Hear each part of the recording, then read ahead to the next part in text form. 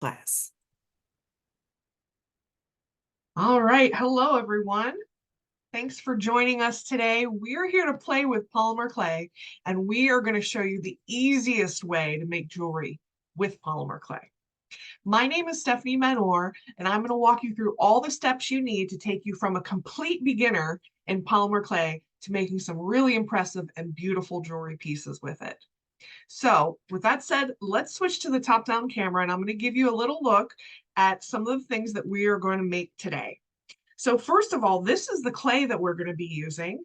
And you can see that it's patterned. The pattern is already in this clay. So if you have used polymer clay before, that's going to be interesting to you because this is brand new in the world of polymer clay. The pattern's already inside the clay. And it's not just on the surface of the clay, the pattern goes all the way through. So this is a big time saver for you. And it's also a great way to get started with this craft. So those patterns are available in lots of different colors, types, icons, but these are the two that we're going to be working with today. And they happen to be my favorite patterns in the pattern clay, which is the same thing. It's black and white, and this is to look like faux stone or faux marble. So here are some of the pieces that we'll be making. So we have this necklace pendant, and this is the very first thing that we're going to make. And you're not going to believe how easy this is. It's like 5 minutes. We have another necklace here. And for a lot of these necklaces and earring pieces today, we want to take it beyond just working with the polymer clay and talk a little bit about designing with the clay pieces that you make and adding in metal findings, chain, and working with beads with polymer clay. So we're going to walk you through all of those steps. So here's one necklace. This necklace has a polymer clay arch with some charms, some beads, some chain. And then we have this earring. So this bottom piece is polymer clay. You can see those stripes go all the way through. And we're adding a perfectly shaped metal finding to the top. And then we have some clay earrings where you have two different clay pieces that are connected. And then this one, which has a clay piece and then two beads. So we're going to show you how to make these connectors out of beads and how to assemble it all together. So let me move some of this out of the way. And we're going to get started with that very first project, which is this bar necklace. Okay, so that obviously uses this clay that I showed you. I'm going to take it out of the package and we can look at it together.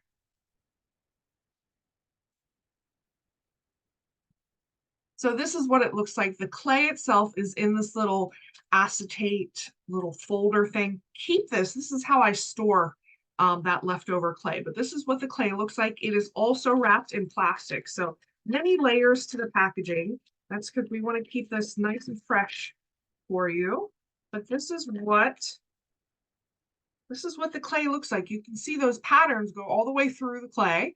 So these are artisan made. So each one is going to look a little bit different, and because they're people with their little hands making these custom, and it just takes out away that extra step of work that you would have to do if you were creating with it. So here is our clay slab. The first thing I want to do is I want to roll it out just a little bit, and I'm going to bring in some tools. So this first tool that I'll show you, these are thickness guides. And these ones are 3 millimeters in thickness. So you put these on either side of the clay, and when you roll it, that's going to help you roll it to an even thickness. This is a clay roller, it's acrylic, and you can start just rolling that out.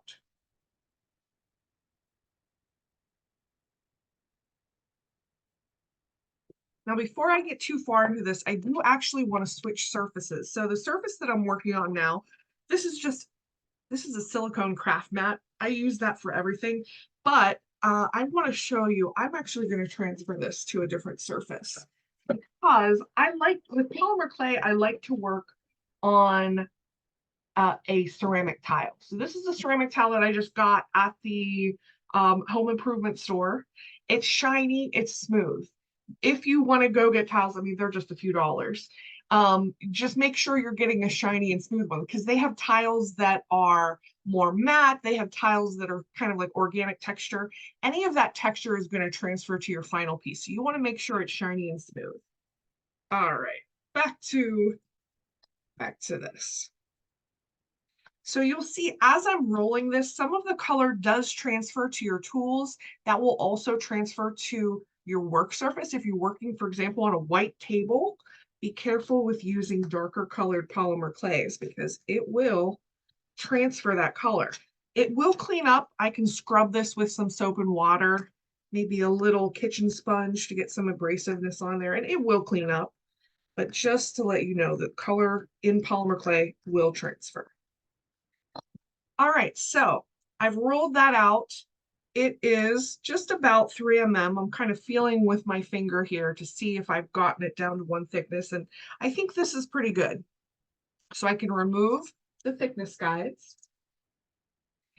And now I want to bring in a new tool that is a blade. So this blade and a lot of the other tools we're going to be using, so all of these kind of plastic tools, the roller, that's all included in a toolkit,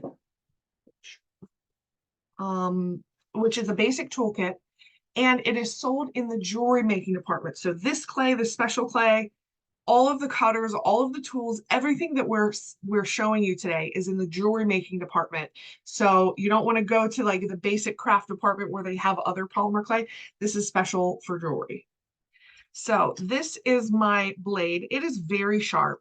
I have actually put a little piece of clay on the top here just to give me a finger hold because it's so sharp and I'm afraid I'm going to pick it up on the sharp edge. So I put this here so I know what the top and bottom is.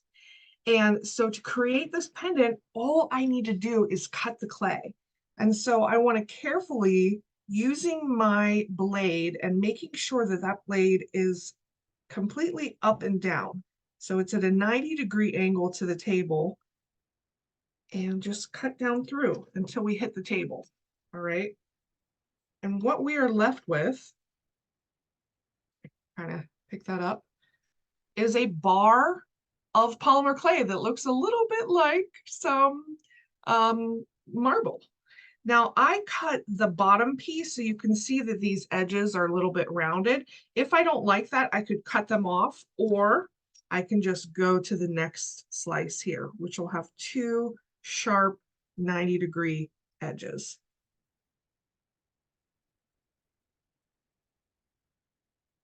And that's it. And so you can see how I picked that up off the table.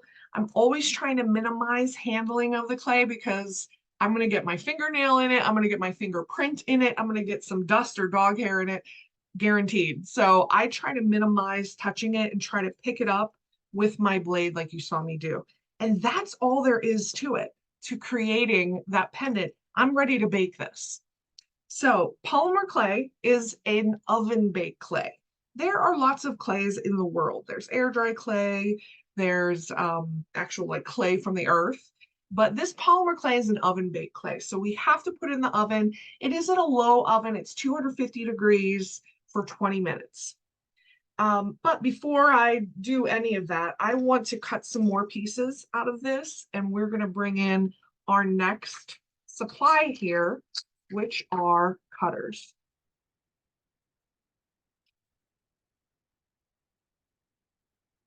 All right, so I have cutters here, and I keep them, actually some of them, in a little bowl of cornstarch. And that cornstarch is important because it's going to make sure that those cutters don't stick. So I always dip it in a little bit of cornstarch before I go to cut anything.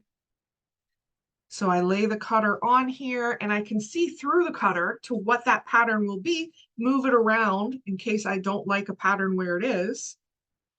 Okay, and when I find the spot, I can just push down and lift that straight back up. If it stays in the cutter like that, you can just gently encourage it to get out of there. And I actually like using a tool for that encouragement rather than my fingers, because again, I'm going to get a fingernail stuck in there, and then that's kind of a pain to fix. All right, let's cut some more shapes. So we're cutting this like cookie dough, like using cookie cutters on cookie dough. And again, if it sticks, we just want to gently use one of our tools with a rounded edge, kind of gently. This one's stuck pretty bad because I forgot to dip it into the cornstarch a second time. So that's really kind of stuck in there. All right, cornstarch. Actually, I'm done with that shape. Let's cut another shape. We're just going to cut a smaller. So here's a smaller circle into the cornstarch.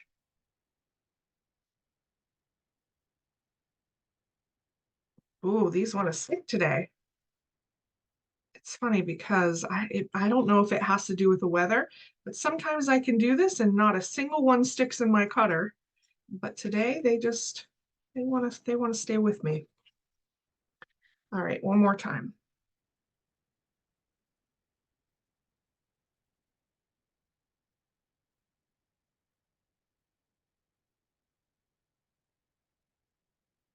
And just gently pushing down along the edges to get that out of there.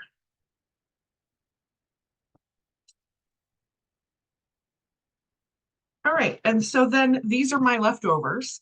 I can reuse these. In fact, what I like to do is I like to save the areas that haven't been cut yet. And I told you earlier, we want to keep that little plastic that it comes in, this acetate, because I'll just pick this whole thing up and put it right back in there and save this for next time. And this keeps the air off of it. And I store mine in a shoebox standing up like this, so I can just rifle through them to find the pattern that I need. So it's kind of a built-in storage piece. This piece is not going to get wasted. I actually save this in, and I will show you, if we have time at the end of the class, how I like to reuse these leftovers with the pattern already in them. But for now, I'm just going to set that off to the side, kind of clean up a little bit. And then I have my pieces. I have the 2 bars that I cut. This one wasn't perfect, but you know what? Let's make it perfect.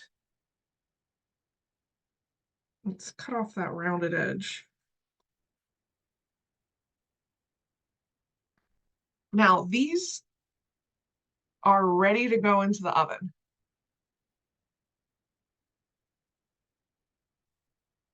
And because I'm working on a ceramic tile, I can take this whole thing and just put it into the oven. It's 250 degrees, so it's not a super hot oven. So things like metal can go in there, things like ceramic can go in there, and it's not going to cause a problem. And so that is one of the reasons I like working on the tile, because I don't have to touch these. I don't have to transfer them to a baking sheet. I can just put the whole tile directly into the oven, and that's the way that I like to work with my Polymer. So let's pretend that we did that. And I'm just going to gently move these over.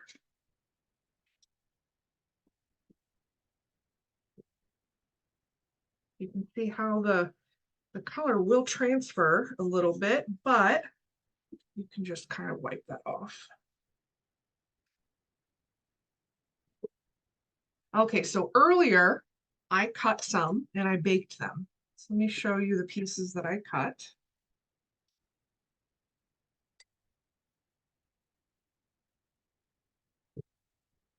Okay, so this is after it's been baked at 250 for 20 minutes, and it is flexible. So that is a quality of a good polymer clay, is after you bake it, it is bendable and flexible. It should never be brittle. And generally, a good rule of thumb is if your clay is brittle after you've baked it, usually means that you haven't baked it long enough. Leave it in there another 5-8 minutes. You're not going to burn it. It's better to bake it just a little bit longer than not enough. Okay, so here is our bar piece, and this is what we are making that into. We need a special finding here that's sold at Michael's. This is a bail. So a bail is any little piece of metal that holds a pendant in place. And this one, I believe this style of bail is called an ice pick bail, because you can see it has these little teeth on it, and those teeth are what hold on to the thing that you're putting. Could be any object that you're putting.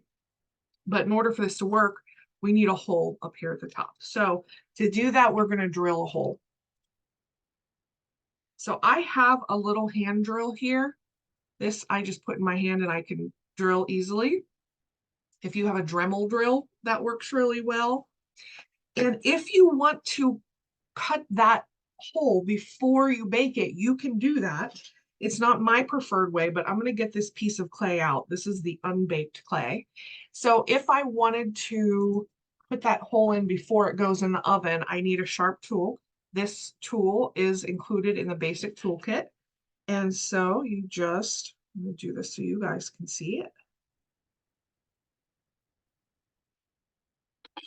You can just easily make that hole like this, or with a toothpick, with a wooden stick, that could work. And then put it in the oven.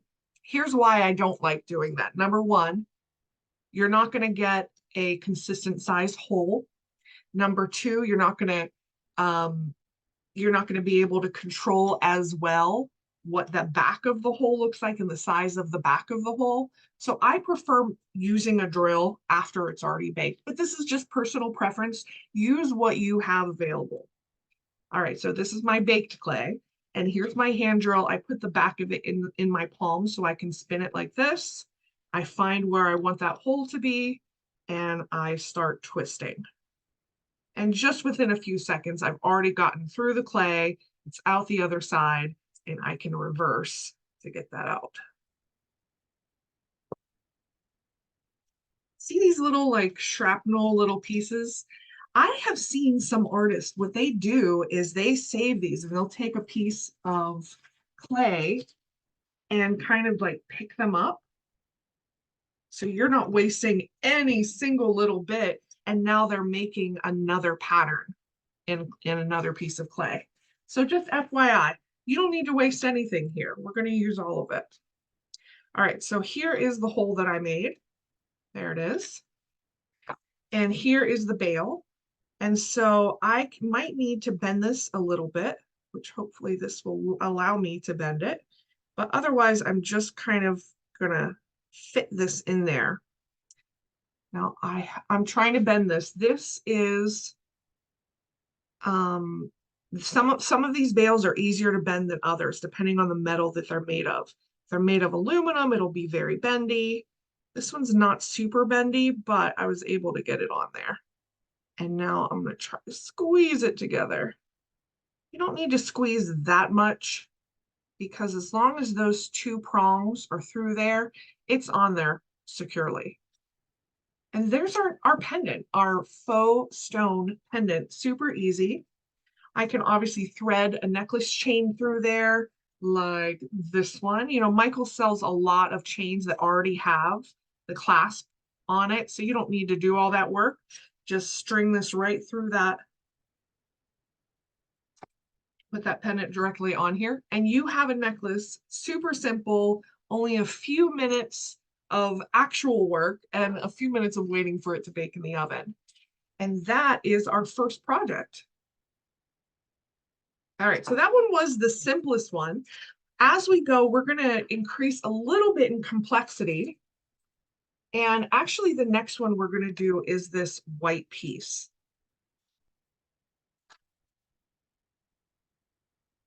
So this white piece is similar in that it is used from a cutter.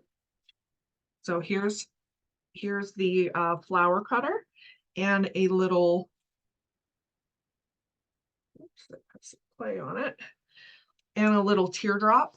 Now there are tons of cutters available. If you don't like the teardrop, maybe you like a circle up at the top or a triangle up at the top, or just a second little flower. The cutters are super fun to play with. They come in multi-pack. So this is what it looks like in stores. You get lots of different shapes in one pack.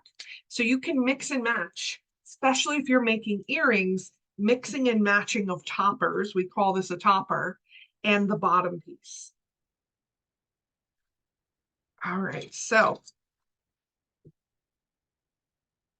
let's go ahead.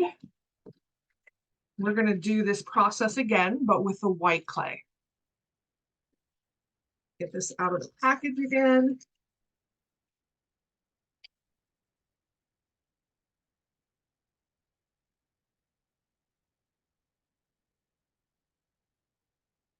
Always save that. And let's open this up.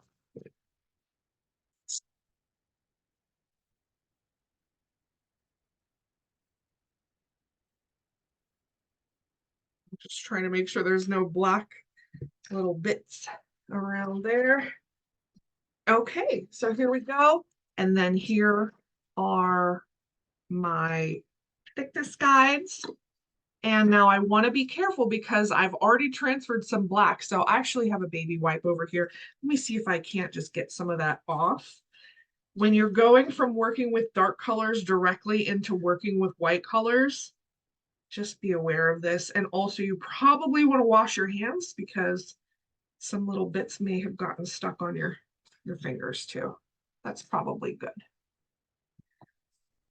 All right, we can go straight in to rolling that and cutting. Cutting these shapes. I'm not actually going to do that because I've actually cut some shapes and already baked them. So that is the process, rolling it out into the cornstarch, cutting, and then weeding out what you don't need. All right, so let me move this off to the side. And bring in pieces that I have already baked. So I just baked a bunch of random pieces, everything from a small kind of coin shape to a moon. I like these two together. That looks cool. When your polymer clay comes out of the oven, if it has any little hangers on, you can kind of clean that up. You can go in with a nail file and kind of shave off any, if there are any rough bits to it. And so to make something like this, we do need to drill some holes. So let me get that hand drill out again. So I need a hole at the top so I can choose on my pattern where I think that would look best. How about here?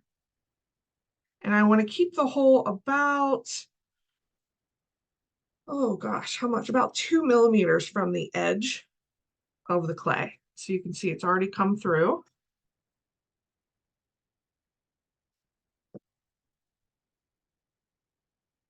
And there you go. So that has one hole. I'm going to use this as my topper. So here we're making just two simple shapes, a larger circle and a smaller circle. So for this smaller circle, I know that I need a hole right here to connect the two circles together.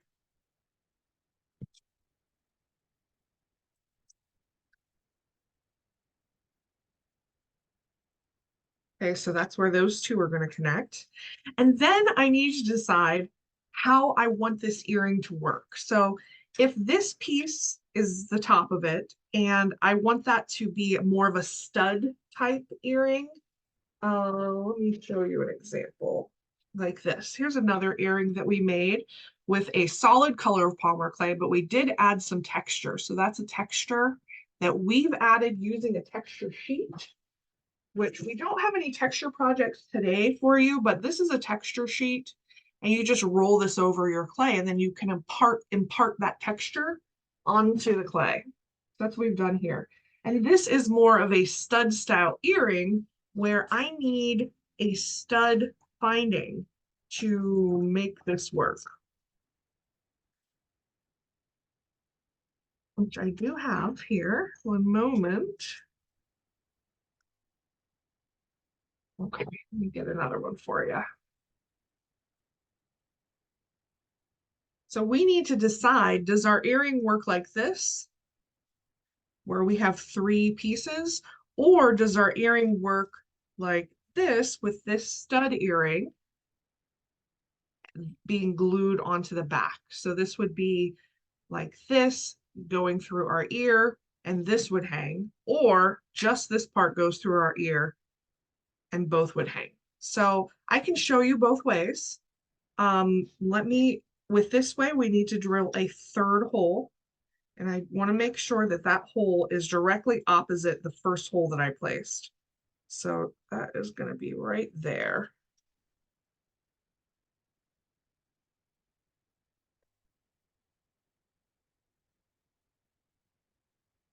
Okay.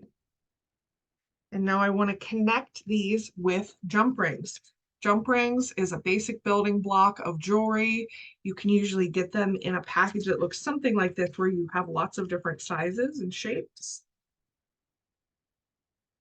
I'm going to do 2 different sizes, and I'll show you why. So I want this larger size to connect from here to here. And to do that, I do want to bring in a jewelry plier. This will help me hold on to the jump ring and open it. So to open it, we bring one end toward us, one end away from us. So now that's open. Find where that hole is that you drilled.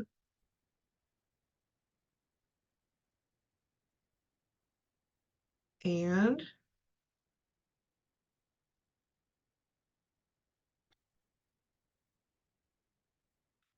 sometimes the hardest part is finding where you drilled that hole. Hold on.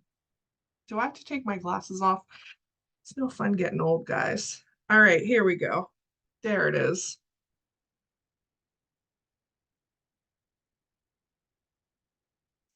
Let's see. All right, so now we have both on that jump ring, and we want to close the jump ring. So I brought in a second plier in my other hand, and I'm closing them together. And here they are connected. Now, I would have liked to use a 1 size bigger jump ring, just so that these can bend a little more freely. But that's how they connect together. Now, if I want to, actually, you know what? I'm going to switch my earlier thought and use 2 of the larger. So with this other jump ring, again, we are opening, sliding it through that hole that we created. And before we close it this time, we're adding our ear wire and bringing in the other pliers to close that up. So this, I think, would look a lot better if we had a little larger jump ring so that this could swing freely. But that is how you connect 2 pieces together to create an earring. Let me clean off all of my mess here. So with that same idea, we can make something like this. Here we use 2 pieces that are semicircles, connected those together to a piece on the top.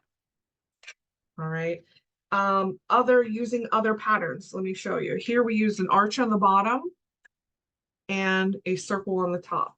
These patterns that I'm showing you are all available. Here's an earring that I didn't finish, but let me show you anyway here. So here was 2 semicircles, and I didn't add the thing at the top there. Let's see what else. Here we can mix patterns. So we have a semicircle and a checkerboard pattern of the same colorway. And did that over here. Oh, I just showed that to you. Here we've mixed patterns and coordinating solid clay, which I think is a really great design idea to mix those together. But again, just connecting with jump rings. This one has the movement that you want. Connecting with jump rings and adding that ear wire up the top. Okay, so I'm actually going to take out this top ear wire because I want to show you, if you wanted to make the stud style, what you do. So let's pretend that this isn't there. And we have 2 pieces connected, and we'll also pretend together that this doesn't have a hole in it. So this is the finding that you need to create any type of stud earring. Something as simple as this moon on a stud. How cute is that? Maybe a set of 3 of them. If you're into making jewelry and selling it, polymer clay is a great way to go. because you can make the same thing with those cutters over and over again. So imagine if you were selling these little moon stud earrings, you could do 3 different colors on a card and sell it as a 3-pack. Okay, so, but I'm going to add this to here. To do that, this is the glue that I like to use, which is Loctite super glue. They have a couple versions of this. This one is gel control. That just means that when it pours out, it's more of a gel texture than very watery. I like that because it makes me feel like I can just control it a little more. So find whichever side you want to be the back. You just need a tiny little bit of that Loctite.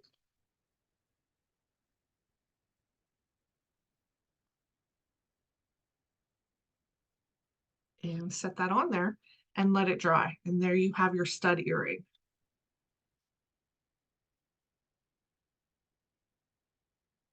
That same stud earring component, I love to show these earrings because they're like my favorite. That same stud earring component can be used to make hoops as well. These are made of polymer clay. We've rolled them into snakes.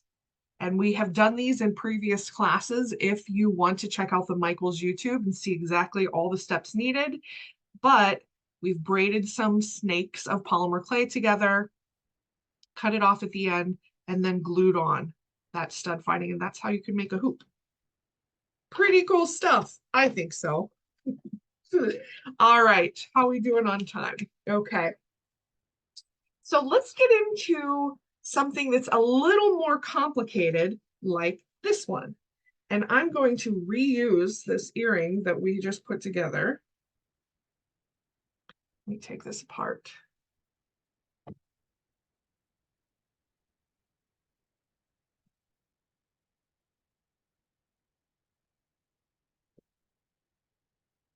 Okay, so here's my circle at the bottom.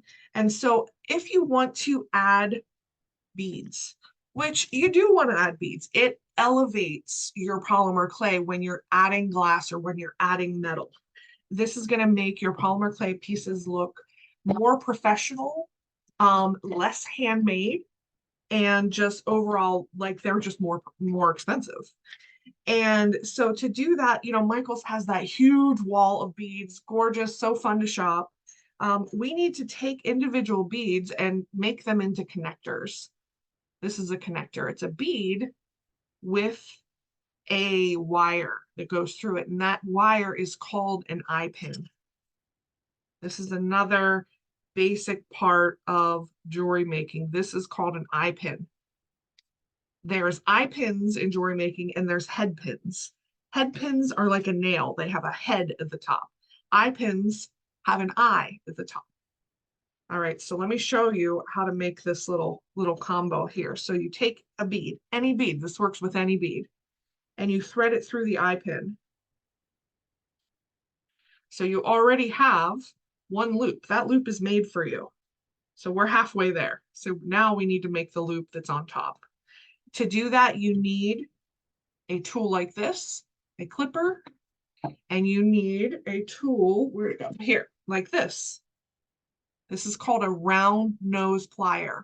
So you can see that the nose of this plier are actually 2 cones. And that is what's going to help you bend this into a round shape.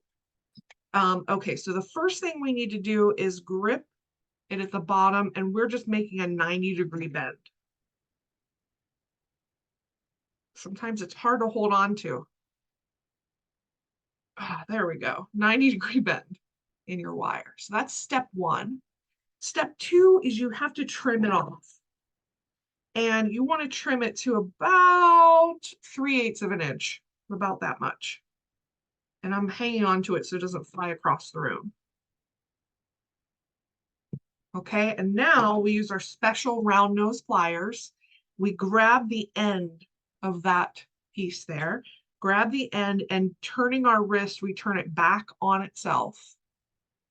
Going in slow motion here, turning it back on itself. When your wrist is like twisted weird, let go.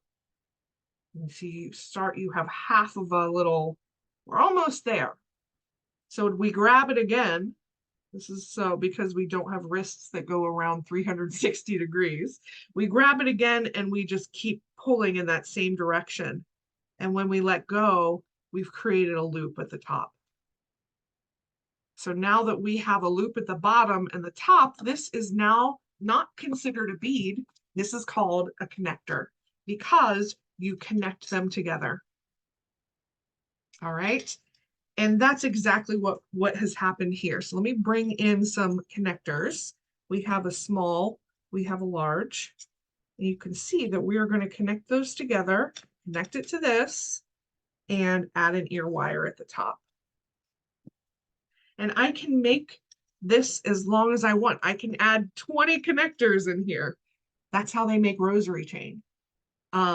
It's individual beads on eye pins that are strung together. That is rosary chain, or what rosaries are made of. So let's just connect these together. Let's get a jump ring.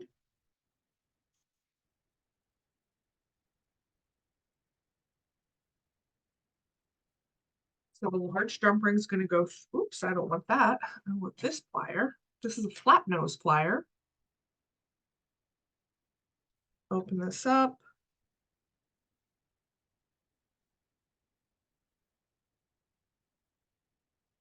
Okay, string that through there. Before I close it, I string on one of the loops of my connector and close this up. You want to close it so that there's not a big gap here. And if there is one, you can kind of play with it a little bit, try to get your pliers in there, close up that gap. So that's one connector. Our next one, I'm going to use the loop of the connector like it's a jump ring and open that up. So I'm like just opening it. I only need to open a little bit so that this can slide on there. Oh, come on. There we go. Close that up. Now we have two things connected. And one more. I need to open this up so that I can slide on the ear wire. Open that up, slide this on, close it up. And that is how easy it is to add beads to your drop earrings. Okay, cool. So with those same techniques, you can get really fancy. Let me show you this one. This is a necklace that has an arch-shaped connector. At the bottom of the connector, 2 holes were drilled, and then some charms were added. These particular charms are little tassel-y fabric charms. This is what they look like in the store. And so these ones happen to be tassels, but you can use metal charms. You can use charms from your stash, and that's how you can hang something from here. But going beyond that, we've added some beads to chain using the exact same techniques I just showed you, except we're inserting them into chain. So I already have these connectors made. I'm just going to show you how to add them to chain so you can create an effect like that. Okay, so here's my chain necklace. I need to cut it where I want those to begin. So just with my wire cutters, I'll go ahead and cut that. And using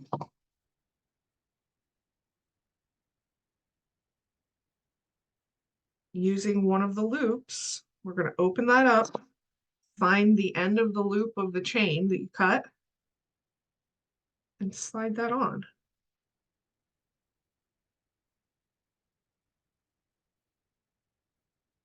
Oh, you go on there. No pressure. No pressure at all. Ah, there we go.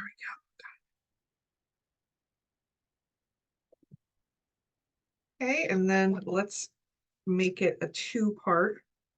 So we're going to connect these 2 connectors together.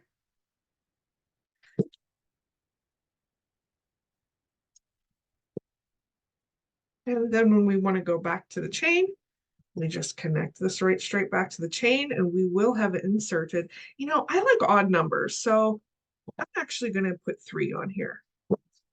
Odd numbers are so important in design, in interior design, and in jewelry design. I don't think I would like it if I had those 2 beads on there, but I like it when I see 3.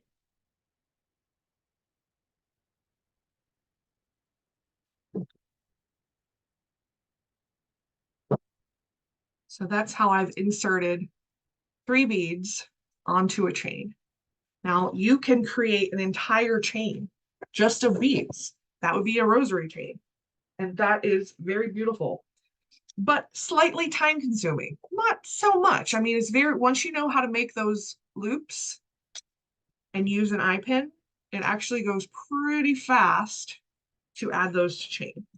So that's how you can get an effect that's something like this. So you're incorporating a polymer clay piece into fabric, metal, glass beads. All right, we are down to almost our last earring. And I saved this for last because this is the only earring that we're making today that doesn't use the patterned polymer clay. So the patterned clay comes in lots of fun patterns, but you can always make your own pattern. In this case, it's a striped pattern. So I'm going to show you how to do that. I'm going to use slightly different colors than the black, white, and gray that you see here, but the color choice obviously is up to you. I'm using different colors just because that is the clay that I have over here that I have already conditioned. So this is the first time we're working with solid clay in this class. When you're using clay, solid clay, no matter what brand it is, no matter where you buy it, you need to condition your clay. And that's what I'm doing here. Conditioning clay is just working it over like this. You're warming it up. You're making it pliable. You will notice that with light colored clays, especially white or anything that's milky, it's going to be a little kind of chalky when you first get started. It may even be a little crumbly when it first comes out of the package. But with solid clay, you can just do this and it will come together. You can see how pliable that this has got. So it's pulling, it's not breaking. Okay, so here, I have 3 colors of conditioned polymer clay here. And so the first thing we want to do is I just break off a hunk of it and I'm making a snake. There might be an actual term for this, but I've always called it a snake. So that's when you do this with clay. You roll it out, you make a snake. And so I want to roll this out fairly thin, and then I'm going to cut it with my blade and just work with this part. And see right here, this is why you make sure you work with a clean work surface, because I had that little shrapnel of black clay and now it's embedded in there. If that happens, I would suggest just try to pick it out. Okay, now a little special trick. When you make these snakes, you're making them with your fingers. So you get unevenness. To make it even, you want a surface. This is one of the thickness guides, and it's a great second use for these thickness guides, is to use that to make your snake. And you can see that it just takes all those finger ridges out of there. Okay, let me go back with this other one. I get it started with my fingers and then perfect it like this. Okay, next color. I have this kind of terracotta color.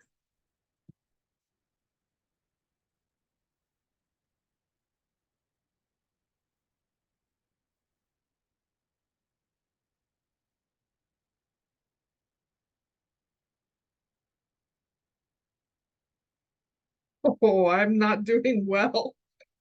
I'm not doing well with getting black color in everything, but it's a cautionary tale to you guys. Use a clean work surface. not one with little bits of black everywhere. That's okay, we can just pick that out and fix it.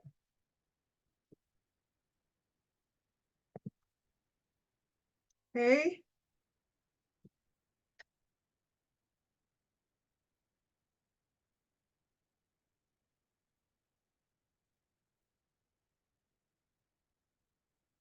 And I'm just here focused on making these approximately the same size, keeping them thin. And now my last color, which is this dark, winey kind of a color. Clay is such a fun thing. If you have kids that like to be crafty, this is such a fun project or something they're really interested in helping you with because it's so tactile. And they can absolutely do this. I'm cutting this in half so I can focus on half of it and really get that down to the size that I want.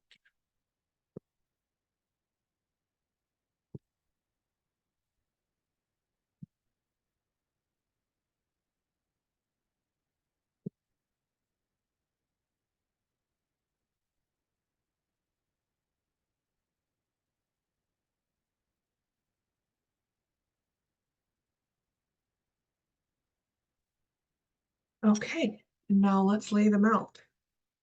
So I'm doing a 1, 2, 3 pattern. So light, medium, dark. I'm just wanting to lay these evenly.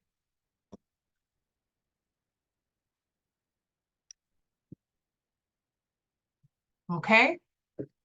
So there I have, you can see the pattern of stripes emerging there.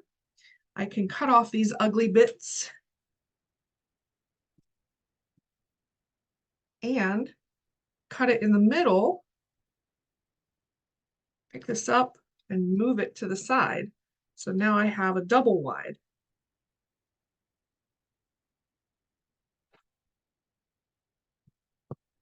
Okay. And you know what? You could spend your time getting this 100% perfect, but you can see that mine is not perfect. There's a little wobbliness. Not every stripe is exactly the same color. Try not to worry yourself about this. You are not a machine. You are a human and you are making something with your hands. It should look like it's handmade. Okay, so you have all of your snakes lined up. I'm gonna just roll this a little bit. Oh, and that happened. Okay, so that happened because I got too excited and I went in without any cornstarch. Let's put some cornstarch on here. And we are just rolling this until they are like a homogeneous stripe. So these are now one piece of clay. All right, let's get our cutter in here. Here's our cutter. I'm using a half circle cutter that I've dipped in cornstarch.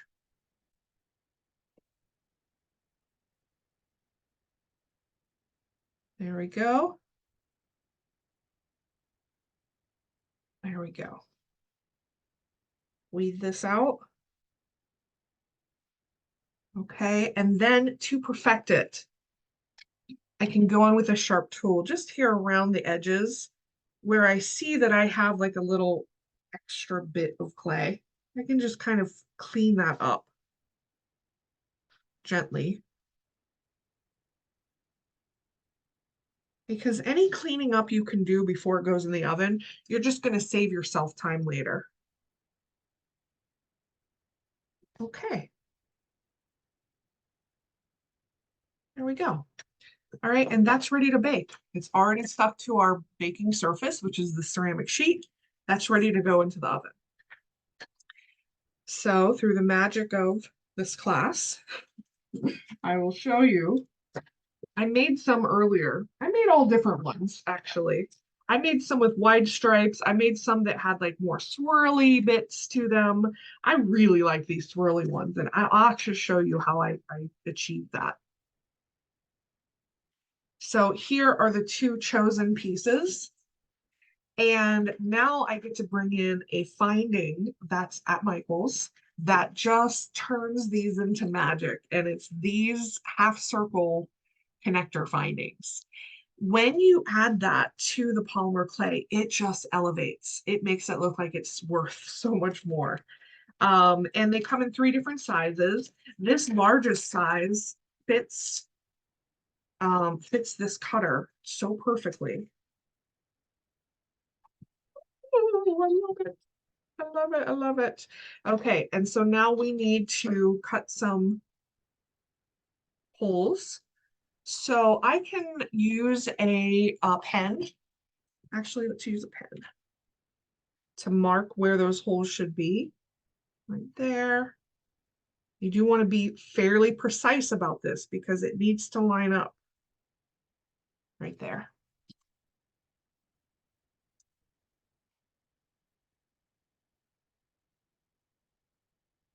And let's get our hand drill. And I just want to be very careful because I'm so close to that edge. I don't want to go over the edge.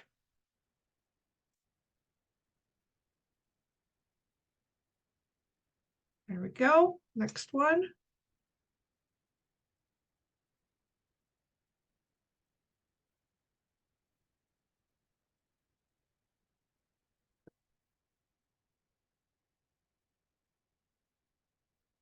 Okay, let's clean this up. And now let's make some connections with jump rings.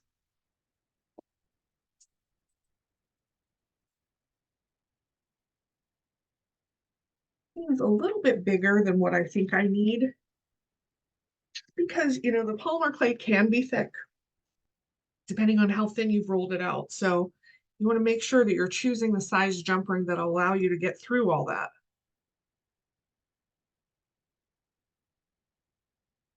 There, connect this side.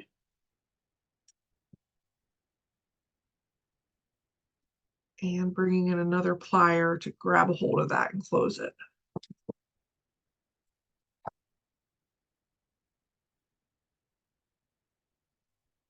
Second jump ring.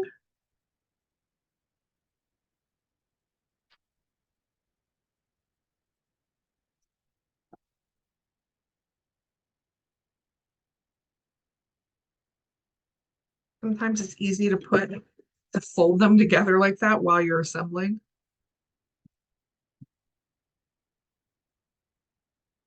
Oops.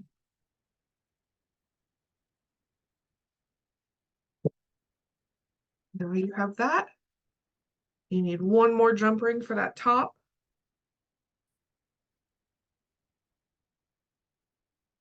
And a zero wire. And they have fancy ear wires, kidney shape, larger shape. This is just your standard ear wire here, but look how quick and easy and how fancy that looks. I love it so much. Okay, so we are wrapping it up here. As we wrap it up, I just want to show you reuse of this clay. So I have these pieces here that I'm gonna kind of destroy them because I just want to show you how to reuse. So this is all that extra clay, all those extra snakes that I didn't use. So I like to just kind of mush it up and then you can do some twists in it.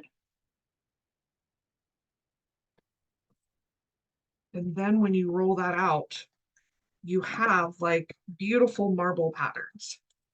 So I can go in with cutters here, cut this, weed it out again, crunch it up again, twist it again, and roll it out again. And so you're going to be using all the parts of it. So as you do this, the patterns are going to get more and more random, but they're still beautiful. I love this. I love this kind of a marble look. All right, so I can cut that out, weed this out, reuse this. Oops, that I'm sticking. I need cornstarch.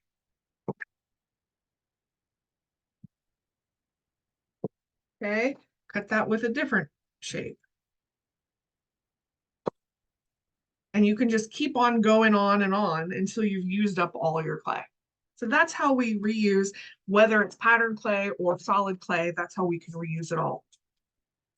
Thank you so much for joining us today. I hope that we have inspired you to go out there and try polymer clay jewelry.